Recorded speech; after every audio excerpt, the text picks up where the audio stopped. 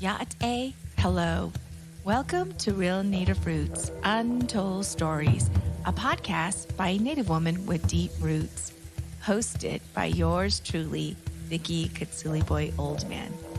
I am a lover of stories, a connector, and a holder of wisdom keepers. Each month, we will be connecting with our Native relatives and exploring what medicine our guests share and offer to us. Please join me on this uncharted journey to learn, connect, and reflect. Ayahat. Thank you.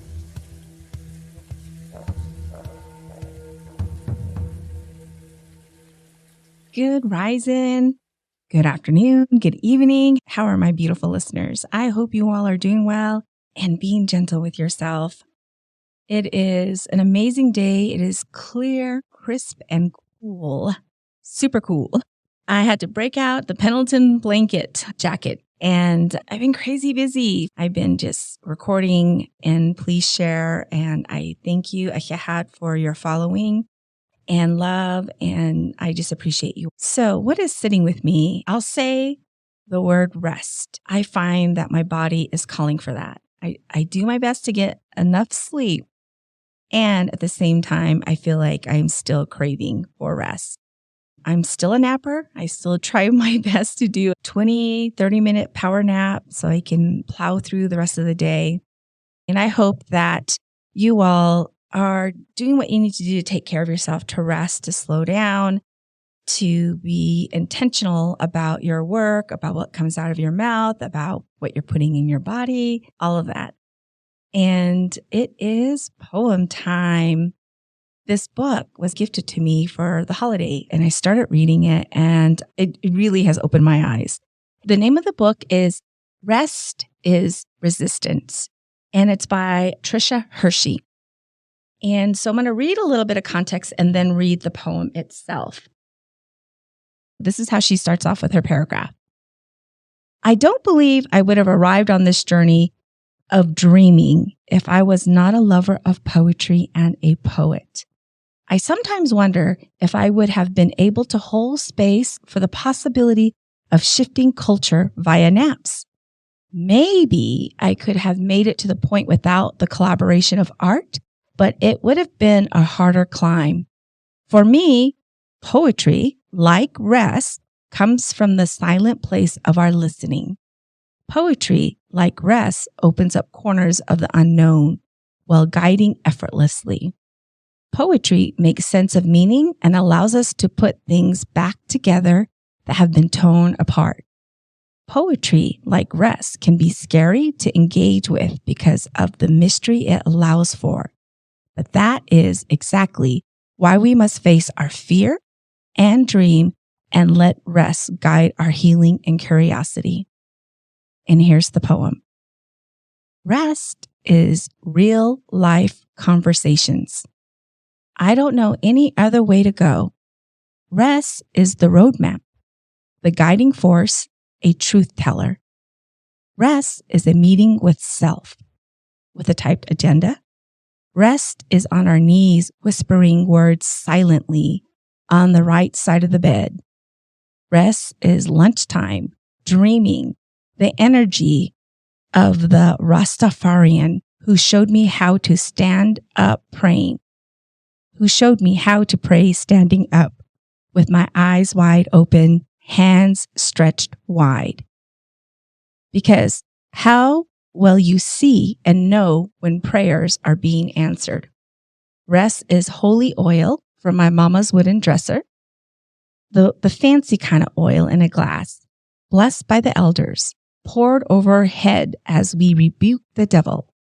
Rest is the laying on the hands, a force field all around. Rest is a dream made real, a portal, an honest place, a trusting place, a sacred refuge, a dissertation-linked longing. Rest works.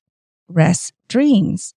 Infinite power moving, caring surrounding us. Rest is a gift and an antenna, an ancient calling dangling on the tips of tongues from the head lightly connected on a silk pillow. Rest is holding us close. Rest is home. Thank you, Trisha. Thank you for the gift of resting and writing this book. I look forward to learning more from you as I continue to go on my little journey with you every night when I go to sleep.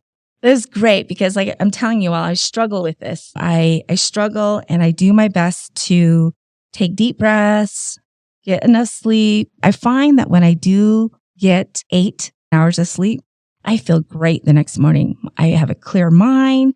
I'm not making decisions in a hasty way. So try it on, folks. Try it on. Now is the time for me to introduce a friend. I would say a relative, and I'm excited that she's here. I'm looking at her. She's beautiful. I got to ask her what color lipstick she's wearing because I'm all about the lipstick. I love her energy. She's big energy. She's a product of a certified res lifestyle for sure. One thing that I appreciate about her is she's a visionary. She dreams big. You've all heard me say before, big, hairy, audacious vision. That is her. She's not afraid. She goes for it. I always like to hear her say she officially calls herself the official Diné boss lady. Diné, and just so you know, listeners, is Navajo, loose translation. So she is the CEO of the first indigenous and Black-owned beauty brand, Ah-Shi Beauty. I always was hoping somebody would come up with a makeup brand, and I'm sitting in front of a legend. I'm sitting in front of somebody who's made that happen. Please, please, please come on, introduce yourself, tell us your name, your clan, say hello to our listeners. Hello, listeners. Hello. Ahsaki Chachere. Tkabahan the shlon na hitla bashichin, Sanjikene dashacheto, na hitla dashanella, beshitore, nasha akat as shle. I am once more Ahsaki Chachere. I am from the Water Edge people, born for the African American people. My maternal grandfather's clan is the Cliff Dwelling people. My paternal grandfather's clan is the African American people. I am from Bishopito, Arizona, located on the Great Diné Nation. And my 4 clans, my 2 sets of ancestors, define me as a proud, unapologetic Diné Black woman. And not only am I the CEO, founder of Ah-Shi Beauty and other businesses, but I am a proud wife, daughter, granddaughter, big sister, little sister, you name it. I'm a sister, auntie, and so much more. I'm so happy to be here. Yes, beautiful. Thank you. I wanted to ask you right away, tell me about your name. Who named you? What does your name mean? I'm very curious about your name. Well, my parents named me Ahsaki because it means beautiful in West African, specifically Ghana. Ba, it's also a very old name in our Diné culture, and that it can be defined like warrior, power, strength, etc., etc. It's like a name that has been like added to a lot of Navajo names. Ahsaki Ba, beautiful woman, beautiful warrior, all that good stuff. And the cool thing about my parents, my daddy played football. So one of his teammates' friend had a daughter named Ahsaki as well. It just stuck with my parents for so long. And after they found out what it, they did their research with it some more. They're like, okay, this is what I would love to name moi. I go by Ahsaki for short, but on Instagram, everyone knows me as Mrs. Sach because I'm married and I kept my maiden name as well. So I just mixed it up together.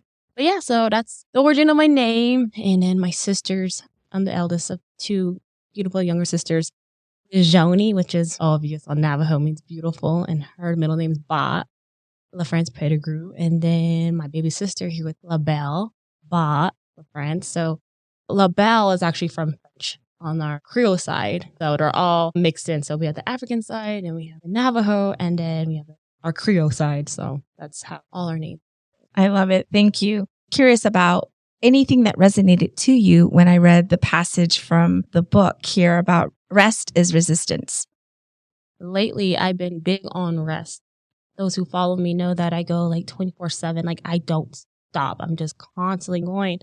In the last year, quarter 3 and 4, I really just focused on rest. I was in a position where my businesses were just about to peak. It was just a very uncomfortable gray area. Being home really helped me reconnect. That's like my superpower, but also rest was on top of my mind. So when I was listening, I was like, okay, it's just affirming everything that I've been already doing. So it was much needed. I always like to start off finding out about your roots. Tell me your story. Tell us a little bit about your family and then you, of course. Definitely. So my mom's side, we're from Beauty, Arizona, which is like located a little past Steamboat, between Steamboat and Jeddito. So it's not Jeddito, it's Beauty. That's where I'm from.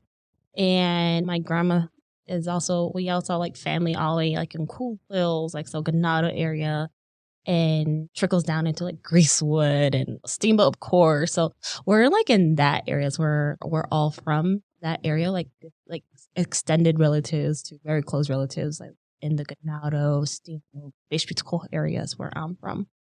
And on my dad's side, Barbados, New Orleans, Louisiana, so Louisiana's down south, and my side of the family, on my paternal side, that's at the bottom of what they call it.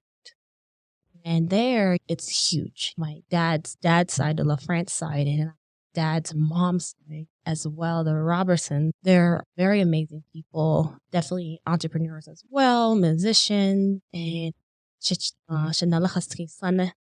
great Nali man. Dad's Che, he was well known. He worked beside Martin Luther King and all those Natanis down that way during the civil rights movement. Played a really big part. But it wasn't really talked about a lot. It was very humble, so his work just spoke for itself. And the creator just recently called him home not long ago. An amazing man and wife. And son, Gaynell Robinson. She was a cook, just beautiful woman. She met me. I wasn't able to meet. Yes, I met her, but I was like itty bitty. I was like 1 year old, one before she passed, and she visited Navajo in Bishopito when she saw us there. When she saw me visit me for the first time, but I was probably one of the second grandchild that she met. But no, I'm from a family full of culture, both sides, very big, strong family. Very fortunate to have both sides. The statistics of half breeds, shake up that statistic and throw it away. So I'm from a very proud family. I'm of true culture and all that good stuff. Hashtag true culture. Yes. Thank you for that. I'm always curious about the elders, what gifts they brought. If you were to describe your grandparents on both sides, what do you think is a gift that they bring to the family? So I'm from a very traditional Bishopito. I feel like what they have blessed my generation and family entirely is love, support, really hanging on to our life. Che, he is known for being an amazing yay singer. Even though majority of us all girls, we can't be the yay when we're bizaadis, we still get to carry it on. I feel that being able to dance with my Che, with prime time, Yaj as well, all my uncles, my grandpa's brothers, all my Che's as well, my sisters, those are moments that can never be able to replace, priceless to me. Those moments are so profound because not only do we dance to heal the patient, I feel like we get to truly connect with ancestors before us because those were the same sacred songs that they passed down into our regalia and everything. We're all eat up, laced up and everything. Okay, you have to tell our non-native listeners. Yeah. They're like, what is she saying? She's saying these words. I know, I'm sorry. I love it though. This is beautiful because she's weaving in a lot of our Diné in this conversation, which I think is sacred in the sense of the more you speak it, we are honoring our relatives. But tell our listeners. I'm just talking about a particular ceremony that is only performed in the wintertime and it cannot be recorded at all. Like you just have to witness it and that's it. Take a mental picture of it. And the outfits that we wear, in particular in my case, were passed from many generations. So when that Beyonce song that said "Walking with My Ancestors," like I'm dancing with mine, and my whole family, they're like all there watching us, supporting us because those are long nights. It's just a thing that we just always come together, no matter what season, to the dots, to everything, all those in between ceremonies we have. What they bring to us is our priceless and luxury culture, our Diné life, and just keeping up not just the ceremonies, but just everyday life. Bishopito. I wouldn't trade it for the world. On my dad's side, we have more. We were more church-oriented type, but still, I was able to learn some amazing recipes, like all that good soul food. You follow me, I'm always cooking. They bring that side as well. A lot of culture, more Southern culture, Southern hospitality and body grass and all that good stuff. Things that, you only see on TV, but I'm able to have family. Chachere, they're all in New Orleans where it all happened. That's what they bring. The Zydeco side and all those, that side of the culture. There's not really a language. I can't speak Creole. But it's all just English on that side, but just like the food, the prayers, and family. I know that your grandma listens to everything. Your masana. So masana is grandmother on the mother's side. And I heard a podcast where you said, yeah, my grandma follows me and watches. And so hi, grandma. Yes, it's your masana. And she's, oh my goodness, social media. Like at first we were like, okay, yeah, just hop on. But then she's the queen of emoji. She's so cool, but it's just amazing how we are able to evolve, and you didn't grow up with this, and they're just the iPhone now. she's hip, y'all. She's hip. That's my grandma. So I want to know about Mama and Papa. I am a sucker for love stories. Like, how did you guys meet? Tell me the story. And so I know they met in college. Was it like love at first sight, or was she playing hard to get, or was he playing hard to get? I'm curious about how they met. My mom, she's very studious, so she was just like firstborn, first to go to college type thing, first chronicles. So she was like, I gotta go to work, I gotta do good in school, boys second, all this stuff. She was actually a year older, class older than my dad. The story is that my mom's best friend was the one that got them together. I feel like my mom, in that sense, we're so much alike because we're so focused on what we're doing and we don't realize like the man of your dreams in front of you. I know for a fact she played hard to get, but then my dad was persistent and he just fell in love with a Navajo woman. Once you fall in love with a Navajo woman, there's no way around that. Like, you're stuck with us. You're stuck.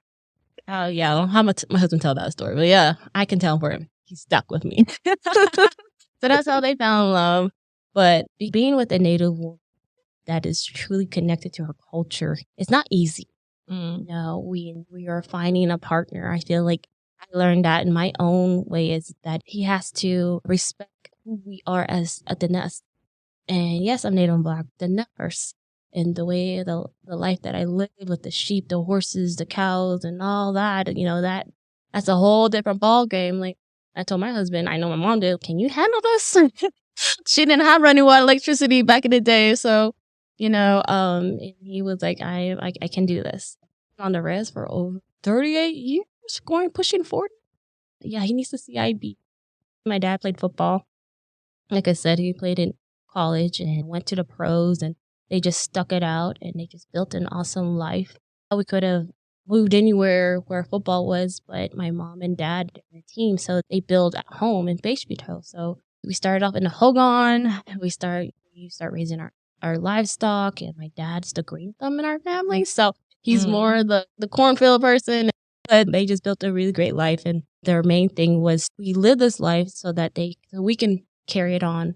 And we didn't know that dad was famous or anything. We just lived like little Chiji Res kids. People were looking at us like, yo, your dad was on TV. And I'm like, okay, but they humbled us where dad's success was just ours. He made sure that we made our own name for ourselves. Like, I'm your dad, but you had to make your own name. And so that's what they did. And balancing both the net way of life and this modern world, has always been part of us. So we could be at the dot during the summer, and then we're catching a plane to Florida, watching my dad play, and press conferences, hanging at the beach, and going to Disney World. And then next thing, I'll come right back to the res, and we're at it's probably 4th of July now. We're at Winter Rock at the rodeo. This is random, but that was our life growing up, and it's still our life. And I feel like that's how I'm able to seamlessly operate on and off Navajo and authentically move in industries where they ignored us. I think I was born to do this.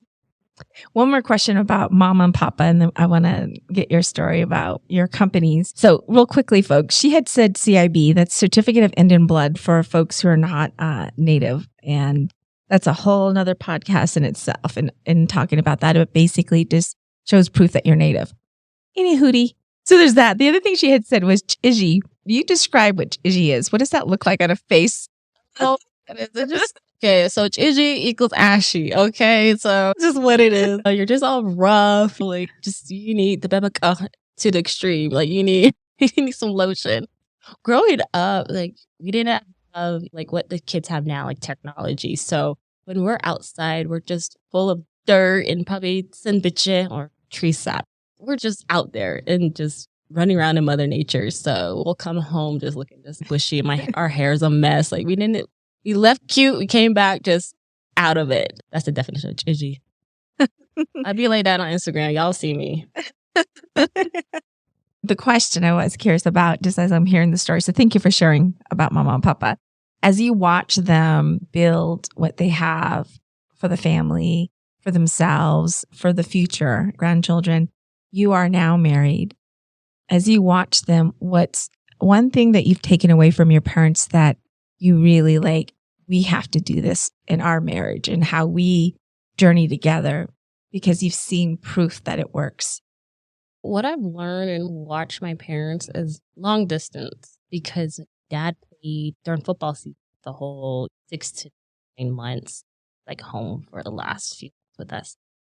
And just knowing that it will still work.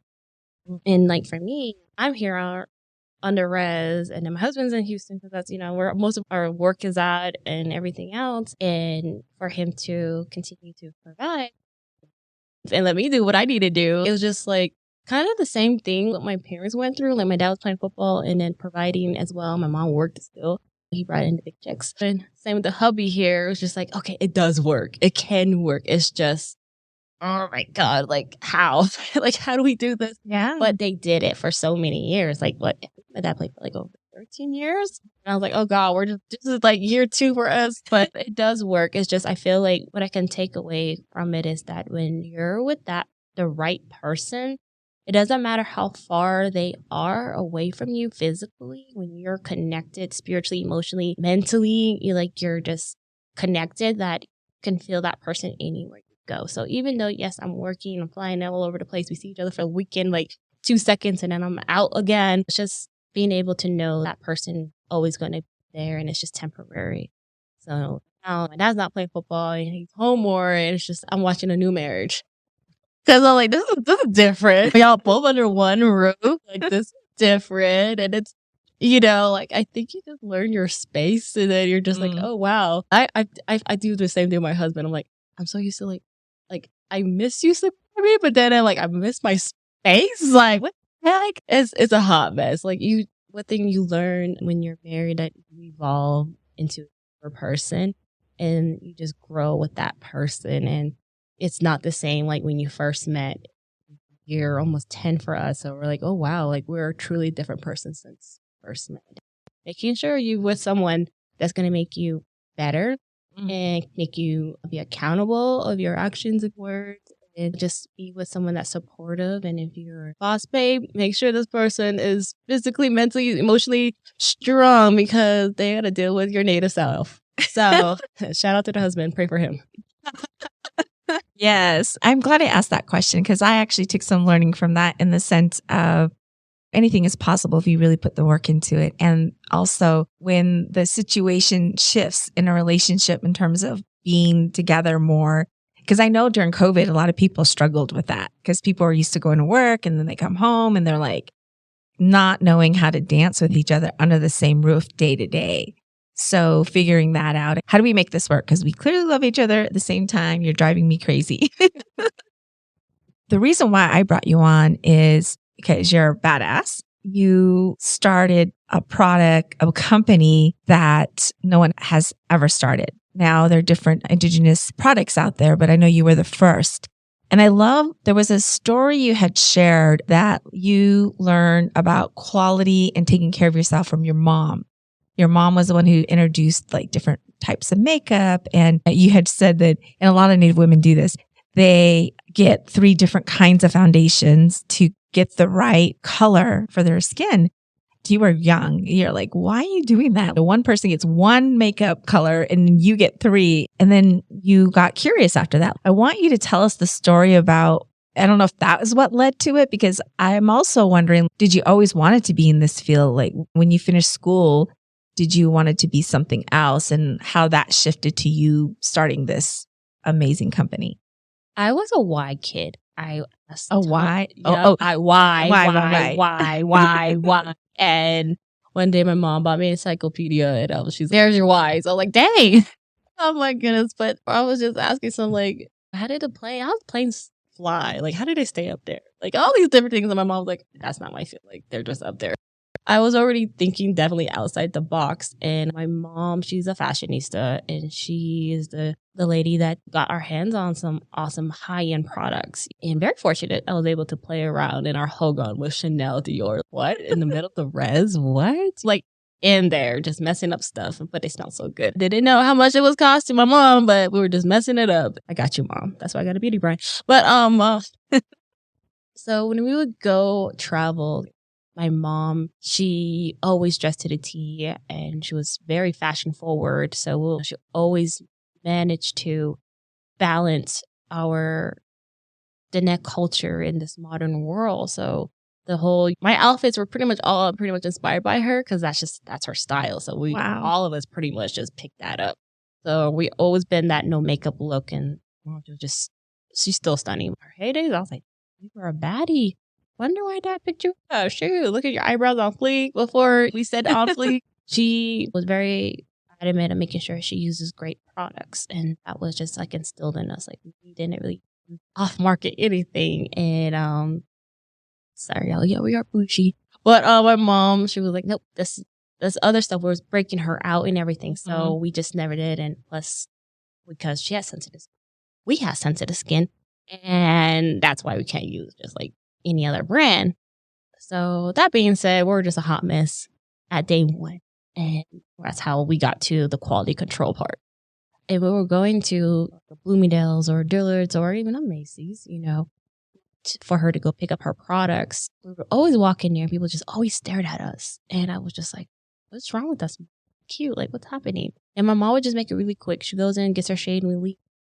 And she always had all the magazines, from Harper Bazaar to Vogue to Vanity Fair, you name it, she had it. And I would just be sitting in there just looking at all of these beautiful, and little did I knew that I was building myself to be in one of those magazines, which we have already been. But I would always ask my mom, why are we not in here? And she's like, you're in there. I said, yeah, Mom, my black is in there. Yes. But like, my neighbor's not in there. Like, where are we? We get the closest we get is probably like maybe an Asian model, maybe a Hispanic model. Like we're pushing it. We get a beautiful Polynesian or Hawaiian model in there. And I can see myself in there, but we never seen it. Forever. Yeah. And I just was just like, oh my God, one time I was so frustrated. We dropped off my dad at the airport in Phoenix. We're heading back up that 5-hour drive back to the res, and looking out the window, all sad, because my dad's heading back to Florida. And I was like, Mom, what do I do? Like, why don't we see ourselves? Are we not beautiful? She goes, no, we are beautiful. We are beautiful. Don't ever say that. I said, why are you always buying multiple shades of foundations? Like, why are there no campaigns of Native people? And then next thing you know, I flip the magazine or somewhere in Mountain Valley or something. I'm like, but they're here? Well, what? So fast forward, my mom was like, okay, hon, what are you going to do about it? Like, that's have always been her thing. What are you going to do about it? Wow. And it was just like, the ball is back in my court. And something about Native moms, like, they will you're asking for something and they turn around, okay, what you going to do about it? Like, how are you going to fix it? Right? And that's just their way of preparing us for the world to, one, not be helpless, I feel, and to be that change. So that was the seed that was like, okay. And I just said out loud, I'm going to start a beauty brand. And I didn't really think I was going to do, but I was just like 6'8", something like that. I was young. I didn't know what I was talking about, but I knew what I was talking about. Fast forward. Clearly. Did I want to be a makeup guru? No. What did you want to be? I actually want to be a doctor. Really? What kind? I want to be a pediatrician. I love children. So I was on that track of being in medical school.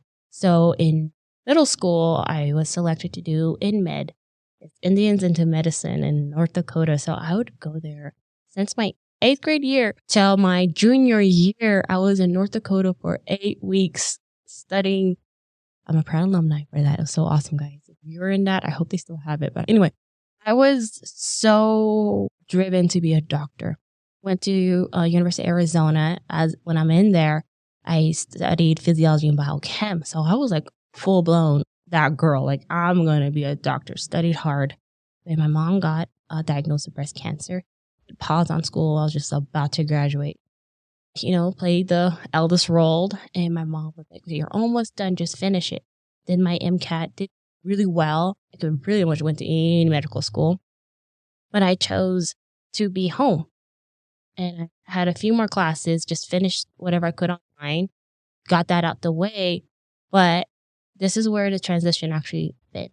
I was in OChem and I had a awesome science partner, my partner in crime, Hamdu, and we had our awesome labs together and now in food science. And I go to him to anything I need help with.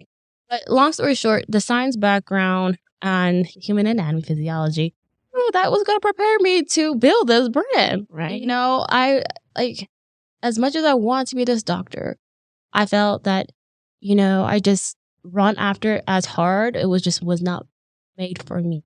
I had to go through this route to understand our bodies thoroughly and understand the science side. That right there was like the power tool. So when we're in product development in the products, I can understand that it's a language that, I'm not just some pretty girl, like, help me bake this awesome brand. Like, I'm actually in there, like, okay, let's try this component. Let's do this. Let's break this one down. Blah, blah, blah, blah, blah, all that stuff. How about this raw ingredient? Let's substitute this. Can this happen? Is this even sustainable? Like, da, da, da, da, da. So I was able to, that was my strength in going into this. My mom, she defeated breast cancer, and she was actually my first person to test the skincare products.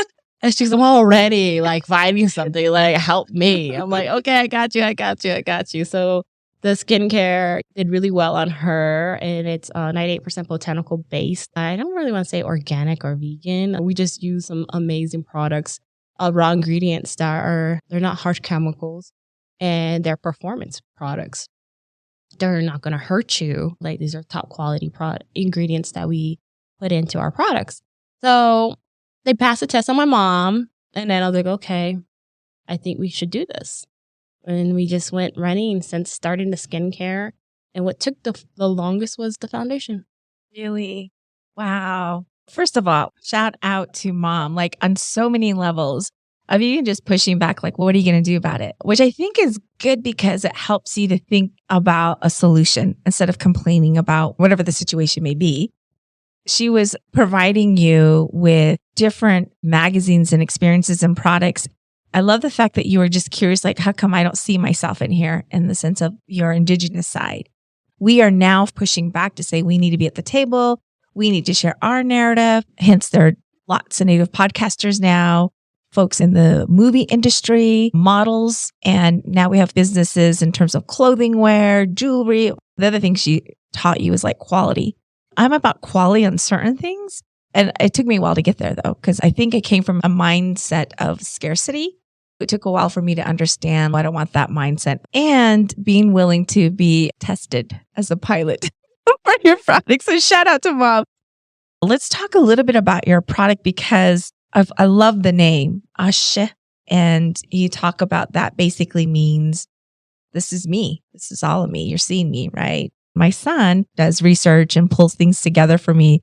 Sometimes I'm surprised at what he finds. And this actually surprised me. I was like, oh my goodness, I would not have found that. And he says, what's cool about her products is that she doesn't mass produce, !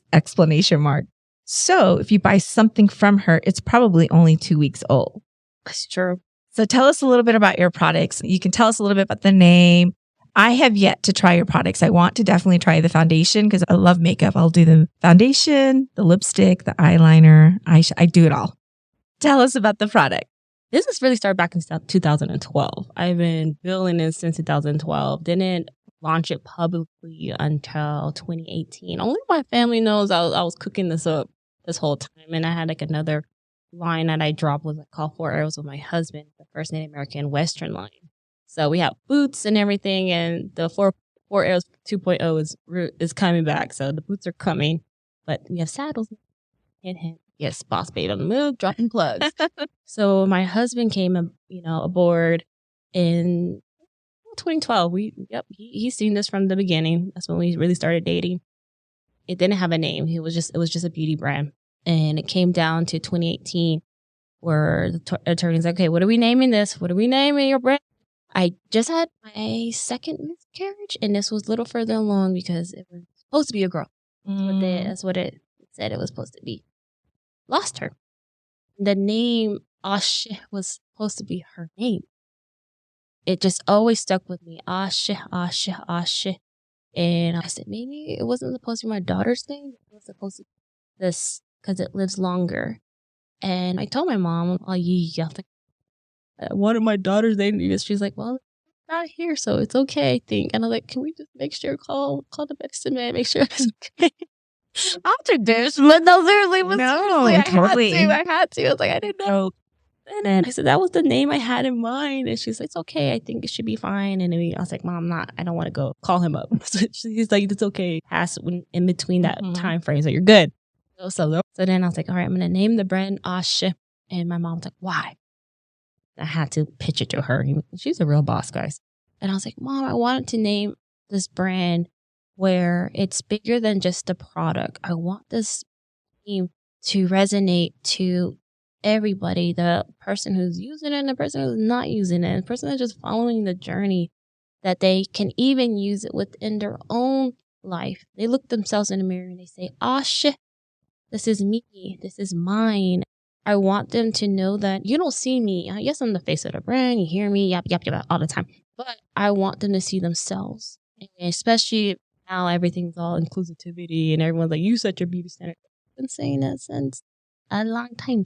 Anyway, I just wanted them to truly set their own beauty standards. You don't have to worry about what this magazine's telling you. This is the look. You are the look.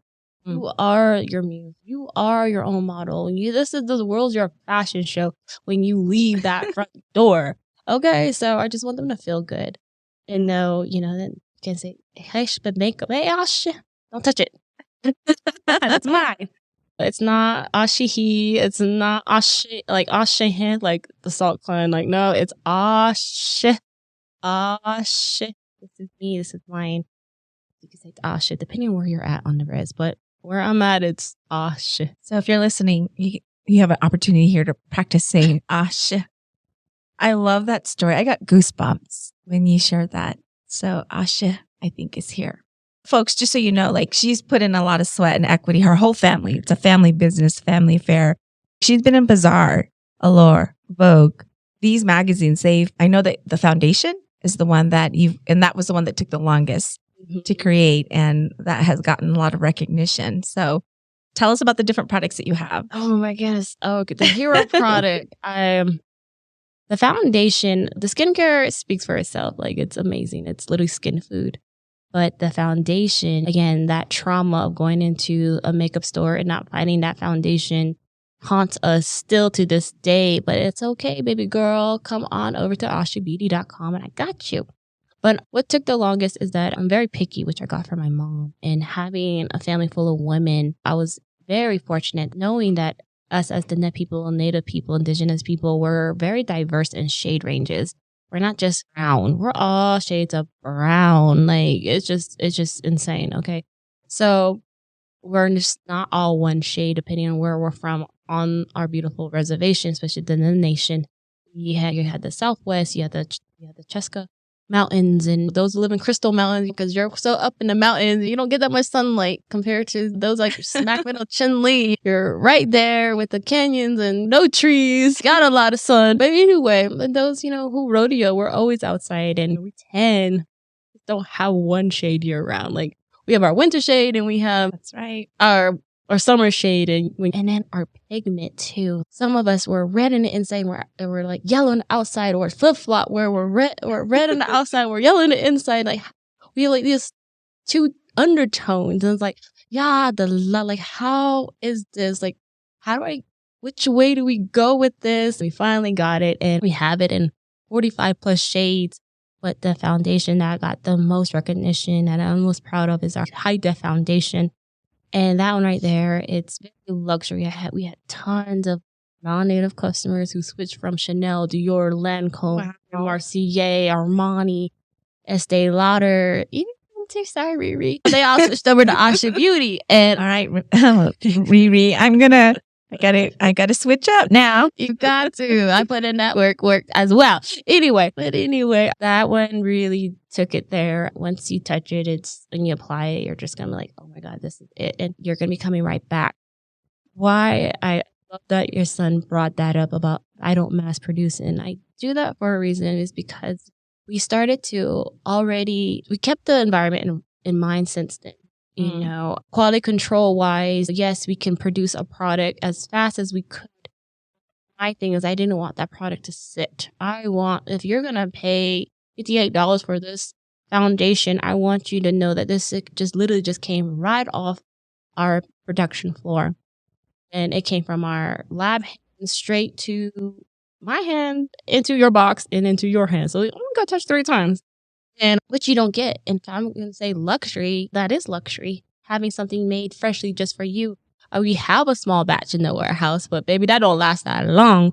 And we're constantly producing product. And why we do that practice is because we don't waste. That goes back to our summer cook shacks stories. We don't waste nothing when we're in the cook shack. You had to cook as you go and make that hot, fresh bread. We don't just make bread and just leave it in an ice chest. No one wants to eat that. That's how I kind of pictured doing this side of makeup was like, they want to hot right off the grill. That's right. So that's how I was just thinking about it. And it's been working. And I feel like you have a longer time enjoying the product.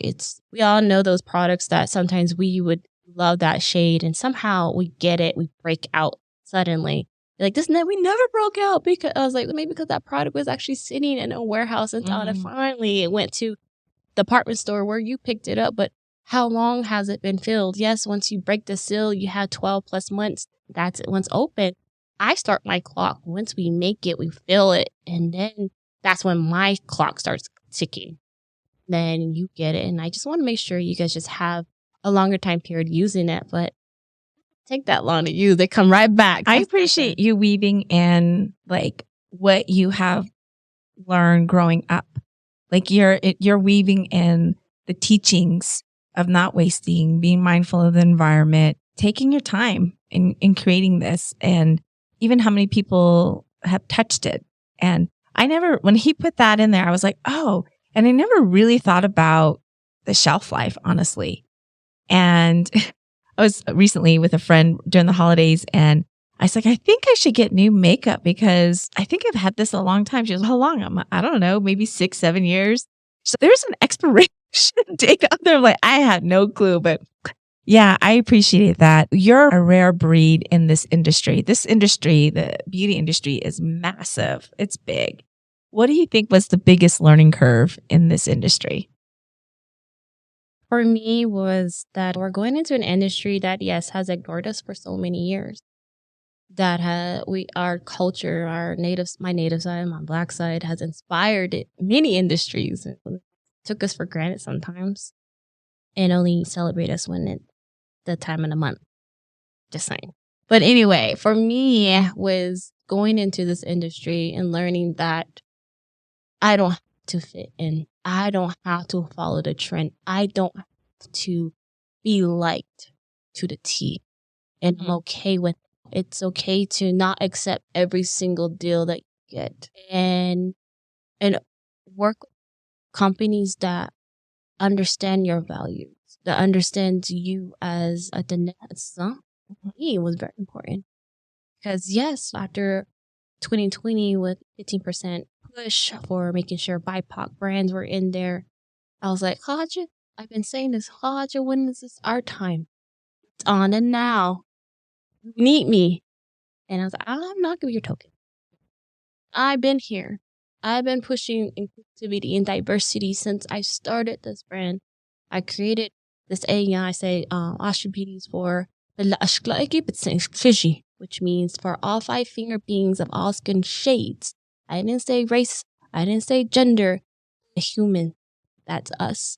And that's what the brand is for. So, yeah, I just really just knew that I was the little black sheep in this industry. I wasn't going to perform for corporates. I'm not going to give them what they want. And more of, oh, you're native. Teach us your ways. Try to romanticize it. And they're just trying to like, what are ancient remedies? I'm going to give you that. Do you really want us to pepaka? She said sheep fat. And that's not cruelty free. And you really want to know why I'm so smooth. They really say that works. No, and the kind of wish the yucca root for our hair and all that. But that's another thing too, is knowing where not to cross that line of protecting the sacred. Because I feel like I would have loved a infused sage moisturizer. I would love to do a Kalawush face wash or something like that, yucca root face wash. But being from a very traditional family, I know I couldn't. Because living it our way is not just living it. You had to respect it. The Kalawush, like the yucca root, the Diné, our creator, blessed us with it. This plant for us to use for free. All we have to do is distract it and give our offering to it and put it back. So it can live again. And there's different types of yucca that she's really traditional, that you use, maybe a young one or a little mid-sized one. The medicine man, they give you a list. They're very particular. You just don't pick any one. And that's one thing that it gets me sometimes, because I was like, oh my God, I guess I grew up very, not sheltered, but very traditional, very strict that don't just eat, don't do that. You know what? Don't touch that. Like we respect it. So going into an industry that's just very explosive, that takes. I'm just here. No, I'm not. Sorry. No, I'm not going to anything from that to that. And I think that the Peppa lip balm would be awesome because we have the perfect sunscreen. But anyway, they would probably take it and not really take good care of it. So it's just finding that fine line of not protecting the sacred. And that's where I stand. And that was the learning curve, is having to say no. Having to put my foot down. Okay, are you just using me just to try to find the next best thing and then put it in something else? No, I'm not going to give you that. Wow, that takes courage. That takes a lot of sitting with yourself and really knowing your values. So thank you for all of that. I know that there are a couple of things I want to go fire around as we wrap up, but I want folks to also know, like, this woman here is busy. Like, she has this company, her beauty company, but she also, I noticed recently on your Instagram page that I see you always talking about coffee, but I was really listening one time and I'm like, she sells coffee? Like, she has a coffee brand? And then I heard I was doing my own research, and then I heard that you have a boot company. I was like, oh my God, I'm all about the boots. Okay, well, that's another thing in common. Boots, coffee, and makeup. Girl, you got me. So tell us a little bit about the coffee and the boot. So the boot company, so folks know. I don't know what else you have in the horizon, but curious about those two companies as well. Definitely. So the coffee, I think it's just a native thing. Go away. I don't know where you're listening on Navajo. Don't come for me. I said both. When it comes to coffee, it's something that we always have coffee. Coffee's always brewing on the open fire at grandma's house or at your house. We come around a table with coffee. It doesn't matter early or late. Guess what? We're always drinking coffee or just immune to coffee. And it's something as a conversation starter. It's to keep us warm. And I have so many memories of just drinking coffee with my grandma, my great grandma, Sunday, my great grandma. And she was just drinking a cup of coffee. And just looking at her, just prepare her coffee was just some things that were just like so cute. And just being outside at the cook shack after that rush, those who know, like that cook shack rush, you drinking a cup of coffee afterwards, or you got gin, drinking that coffee at second night, drinking that cup of coffee to stay warm, or even at the Yebiche dance beside there, drinking that cup of coffee. It's just always something about that cup of coffee. And I'm like, why are we giving money to these non-native brands again? Yeah, the lasso. And my mom in my head, what are you going to do about it? All right, let's source this coffee. Let's do it like they do. And we source the coffee from South America. We have 4 farmers that we source our coffee from, our coffee being the green beans. And then we have it imported, and then it goes straight to Wisconsin. And that's where it's processed. So they roast it, they grind it, and it's a co-packet where they prepare everything. So I'm pretty much positioning it the company for the coffee. So shout out Walmart and Target and Sam's Club. Your girl's coming, so you can carry this Navajo-owned coffee company in there. So we have K-cups, ground coffee, whole beans, those espresso pods coming soon, and we have bottle teas and iced coffees and all this good stuff. Yeah, I am coming. And people are like, why don't you work with a native roastery? I was like, yeah, I would love to, but I need to make sure to follow FDA regulations, compliances, to co-packet product, to be sold mass production. This is a shout out to your son listening, that I'm going to mass produce, because this one is made as it goes and is stored in a facility that's regulated, and it's good. It's good quality control there, and it's done right, so that we're just positioning ourselves for global takeover. Sorry. We're coming. I should have asked for coffee. I know. I should have. Don't you worry. Get you a bag. Okay, tell us about The boots. So we had a whole Western boot line, tons of boots. And then unfortunately in 2016, the 17th, I forgot what it was, but that Harvey flood in Houston flooded our inventory and we had to scratch it. And it was booming. If you're in a rodeo community, 4 Arrows boots, we just let it go and we just regrouped. And that's the one thing I was like, oh my God, I think it was a refresher. And now we're in a position that we have our own saddle company. We have a very awesome saddler from Brazil who's making handmade our saddles, our top quality. We started off with a calf roping saddle. We will have team roping saddles, steer wrestling saddles, barrel saddles, and we're soon going to work on kid saddles. So this is like our top quality saddles. Again, why are we paying all these non-natives money for things that we want? So, okay, husband, let's do this. So you can go to the4arrows.com to check out our saddles. Definitely pre-order one because it's made to order. It's quality. It's amazing. So if you're on the res, you see us at a res rodeo, definitely you can check it out. My sister's going to be riding in it, so you can get it up close and personal and touch it. That's the only way we're going to buy something. We got to touch it. You can probably smell it. I don't know. I love the smell of leather. I'm so sad about the boot company. And it's coming. It's coming. Okay, it's coming. I'm a boot girl, and I'd rather put my money there than other places for boots. So I'm going to be following, and I definitely need to get some coffee. All right. I'm going to start wrapping us up. I'm trying to decide what I want to ask you. Okay. Being in the public eye, what have you learned about yourself?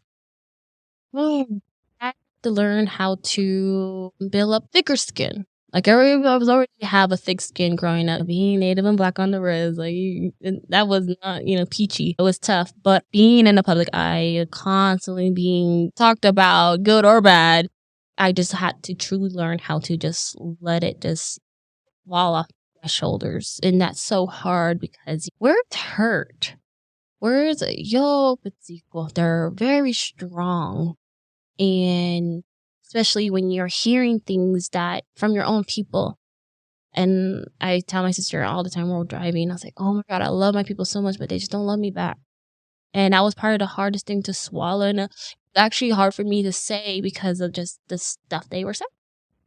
And I'm like, I don't get it. Like, why are they like this? I don't know how much I have to explain. These businesses that I'm building, my people are going to benefit from them. I'm going to create indigenous generational wealth. I'm going to create multiple secure jobs for my people. I'm going to make sure that I'm working with our local schools, like our Diné College and NTU or Navajo Tech University. I'm like building this relationship with them so that those students there will be able to work with me one day. And I was like, it's not going to happen overnight, but that's the long goal. Is that when I see success, that my people are going to be successful too. The success of the businesses is their success. It's not me.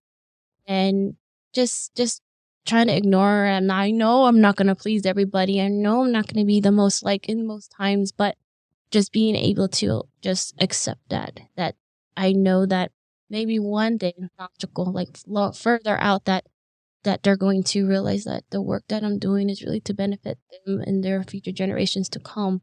And they'll maybe understand that or not. But it's okay. It doesn't matter if they like me or not. I still represent them. Just knowing that, and knowing just to continue to love, continue to protect my people, to continue to control the narrative when I'm in this big industry. Knowing that who else is going to protect our people when we're in these spaces? Who else is going to represent our people respectfully, correctly, and most importantly, authentically? who's not going to just sell us out or anything like that. Like, I'm here and I'm quick to say, no, I'm not going to do it. But that's just a hard thing. Yeah. What I did learn is that I am truly inspiring others. And that's one of the highest act of human kindness, to inspire others. And I'm here. You can get a hold of me. Like, it may take a while, but I will reach back. I'm here to definitely share my story. I'm here to help teach. I'm here to pick my brain. I'm in multiple industry, and like the new one is this music industry. I have a management company and a publishing company. What? Girls in Nashville, baby. I did not know that. Yes, I'm an artist. His name is Ahsaki Chachere. He's an amazing singer and country singer, and he really brings that good old like George Strait 90s country, something that we've been missing. And when he sings, it's just, oh my God. And he's Asian, and people thought he was native at first. They're like, what? Thought he was native. And he's just, his first concert was in Tuba City, and then his second concert was in Windrock. That's where we met. And then since then, he was locked in with me, and we recorded Turquoise Cowgirl in Nashville. And then we recorded again You All Night, which will be coming soon. And he just finished recording another song called Darling, Texas. So he's been on a roll. I'm so proud of him. And why I'm in this industry is because they've been playing cowboy music with us. Right? So I'm sorry, John Wayne. Come up here and made all this money on MV. Let me just tell you so. Wait. Okay. That actually was the next question was like, what's in the near horizon? And I had no idea about that. The saddle company, eventually the boot company, which I'm going to keep my eye out on. And this management piece. Anything else in the horizon? I'm sure you're going to be in a movie soon. Come on, Lifetime. You beat this story. Really? But what's coming up is we're soon to launch with a few major retailers. And that's coming soon. I'm going to let them do their little thing there. But what's took me so long, we could have been in a few different stores, but it was just timing and just making sure that our morals were aligning. So those who are starting in retail, you have a product or service, Shawanda, please just take your time. Make sure whatever retailer that you want to work with understands you as your own being and the culture that you represent, community that you bring to their storefronts. And that's the power and understanding that I told one, baby, you have not met the realest one in the game, and you're meeting one. I said, ain't no fact check gonna come your way. I said, you got the real one. Ain't no one gonna be like, oh, this is a pretendian. I said, you got the most legit native brand, and this is historic. It's on you. I'm just saying, I'm bringing you the culture respectfully, okay? I think that piece right there, that was a takeaway. That was a selling point. But it is true. We're bringing a community. I'm bringing a community into these major retailers authentically. You know, it comes with community further before me and after me, finally, and where our people will soon see, oh shit, the Nen Nation and other Native nations. Oh shit, that's the Nen Nation. And because one nation from another nation, one race, another race, we're all the same. So it's very monumental that what's about to happen, and I'm super excited. So yeah, from retail to the music world, if you see CMT, you're like, oh my God, there's your girl. That's me. Hey, y'all. I love it. I always ask my guests, what wisdom do you want to leave with our listeners? You shared all about your relatives, a little bit about you, your companies, and the learnings. I bring people here on this platform. This is for me to give opportunity for folks to share their stories that maybe haven't been said or shared. And I am a true believer that stories are an opportunity to learn. If we really listen, there's a lot of learning in there.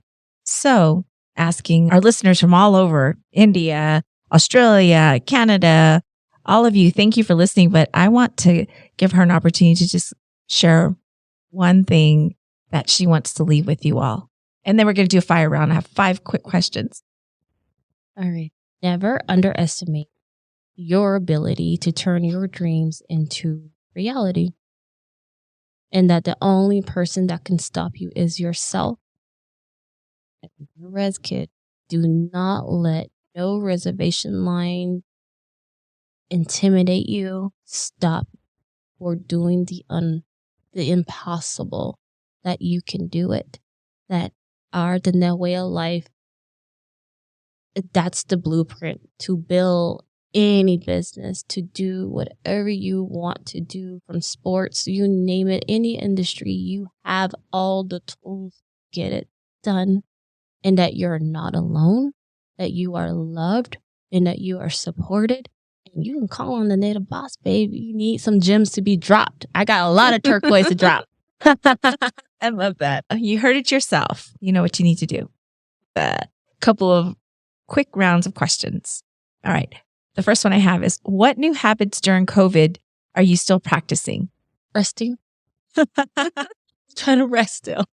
Resting. Okay. What's in your purse? What's not in my purse? Oh my goodness. Let's go look in it. All right. So my purse is a one-on-one. It's a custom-made Lotus and Lane handmade purse. They're also a Diné-owned business. And then my wallet's also a Lotus and Lane wallet, a leather wallet.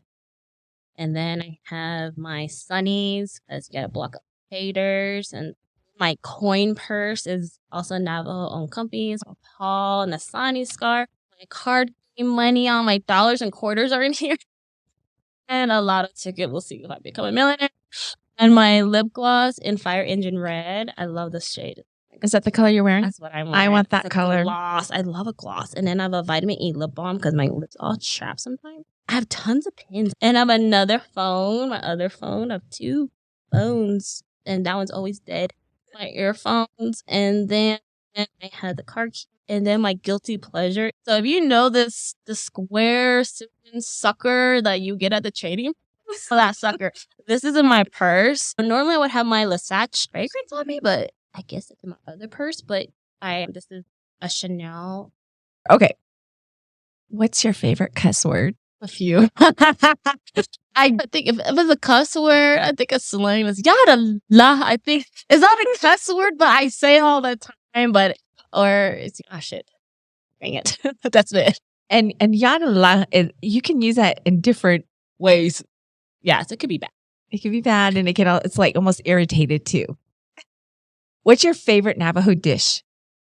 Oh my goodness, I'm a foodie. So I have to say it would be, I love it all, but I think it's just going to be just a delicacy. I had to make it, or my grandma and I would make it, or it's blood sausage. Blood sausage, yeah, guys. Yep, that's it. All right. What's your theme song for 2023? I have a few, but it would be Mood Forever by Beyonce. Last question. What are your hopes for the new Navajo Nation president? Tons of hope, but one, he's doing a good job of taking care of the people first, but eventually time is already ticking. I would love to really see the push of reevaluating enterprises. Also, really push for strengthening Navajo economy and putting funding into our tourism. There's tons of Navajo tourism.